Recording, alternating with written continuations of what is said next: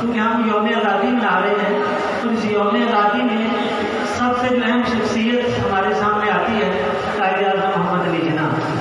تو میں اس حوالے سے اگر میں آپ سے کویشچن پوچھوں تو آپ یہ ہو کہ آپ ایمانداری کے ساتھ اس کا جواب دیں گے۔ کتنے لوگ سمجھتے ہیں کہ ان کی فیوریٹ پرسنالٹی قائد اعظم محمد علی جناح ہے؟ ماشاءاللہ۔ تو ان میں سے کتنے لوگ ہیں جو یہ بتا سکتے ہیں کہ اس ہماری عظیم شخصیت کا ہمارے لیے میسج کیا تھا؟ صرف 3 الفاظ میں۔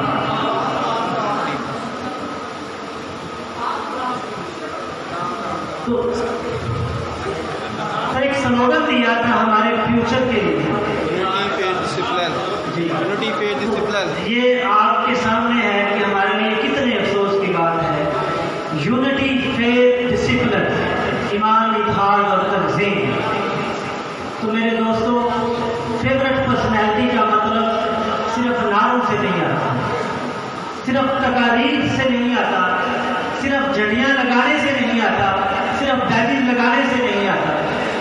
جب تک آپ اس شخصیت کے کردار کو، اس کے سلوگن کو اپنی زندگی میں لے کے نہیں آئیں گے تو آپ کبھی بھی اس کی اپنے آپ کو اچھا فالو نہیں کہہ سکتے، آپ اس کو اپنی فیوریٹ پرسنالٹی نہیں کہہ سکتے۔ تو یہ اس چیز کے اوپر میں کہتا ہوں کہ یوم آزادی کا جو مقصد، یہ تقاریر آپ دیکھتے رہتے ہیں، لمبی لمبی تقاریر بھی آپ سنتے رہتے ہیں اور آگے بھی سنتے رہیں گے۔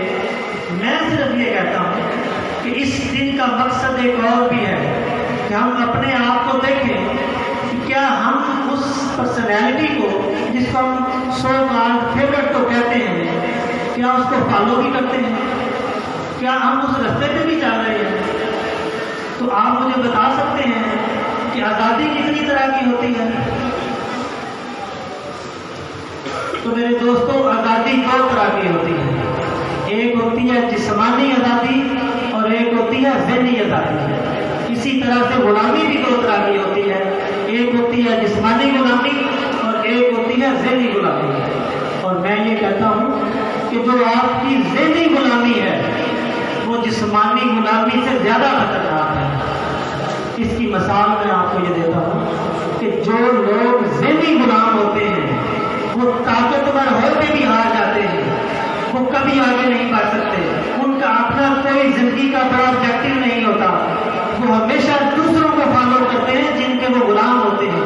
اب ذہنی غلامی کیا کرتی ہے؟ کیسے اس کا پتہ چلتا ہے؟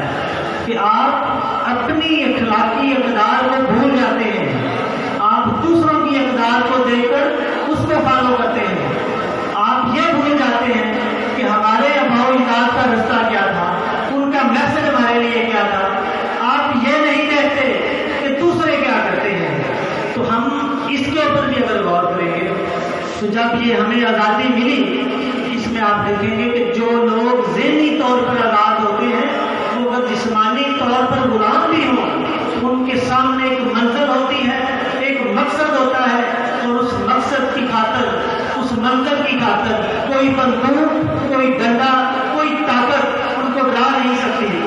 تو یہ آزادی جو ہمیں ملی، کیا طاقت کے بل پہ ملی تھی؟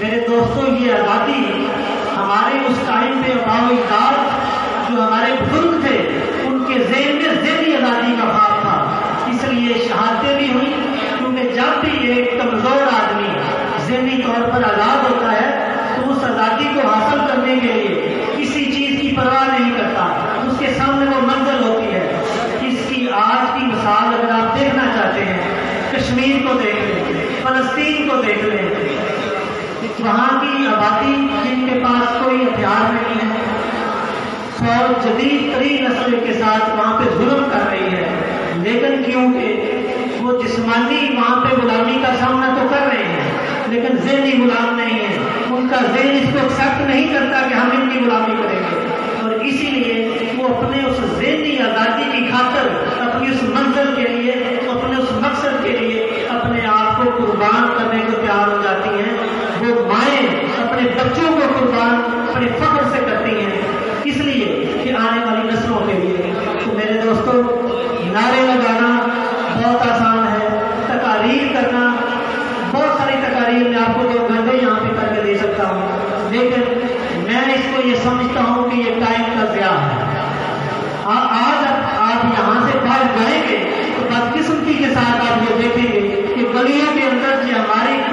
झड़ियां नीचे पड़ी हुई आपको नजर आएंगी, ये कूड़े के ढेरों पे नजर आएंगी।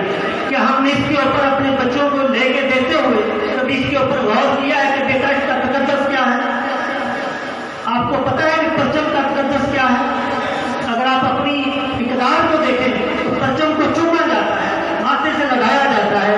क्या सिर्फ हम शो ऑफ के लिए झंडियां लगाते हैं कि जब 14 अगस्त का दिन गुजर जाए तो हमारे पाँव में तले पड़ी? इसके ऊपर फिक्र करने की जरूरत है। तो मेरा सिर्फ आपसे ये मैसेज है कि टाइम इस तरह का है कि अपने आप को अगर हम जिस्मानी गुलामी से बाहर आ गए हैं तो हम इन 73 सालों में क्या ज़हनी तौर पर भी आज़ाद हो सके? जब तक हम ज़हनी आज़ादी की तरफ नहीं बढ़ेंगे, अपना मकसद नहीं रखेंगे, अपनी मंजिल नहीं रखेंगे, तो फिर हम कभी आगे नहीं बढ़ सकते। आप जिस्मानी तौर पर आज़ाद होके भी ज़हनी तौर पर गुलाम ही रहेंगे, और फिर हम ये हमेशा कहते रहेंगे जब से हमारी जिंदगी है कि हमारा मुल्क आगे नहीं बढ़ रहा, वो नहीं बढ़ेगा। वजह क्या है? हमने उस शख्सियत को, अपनी फेवरेट पर्सनैलिटी को कह लिया, लेकिन उसके किरदार को भूल गए, उसके करैक्टर को भूल गए, उसके स्लोगन को भूल गए। सिर्फ 2 वाक़यात उस पर्सनैलिटी के साथ आपको छोटे छोटे शेयर करता हूँ और फिर ज़्यादा चाहता हूँ।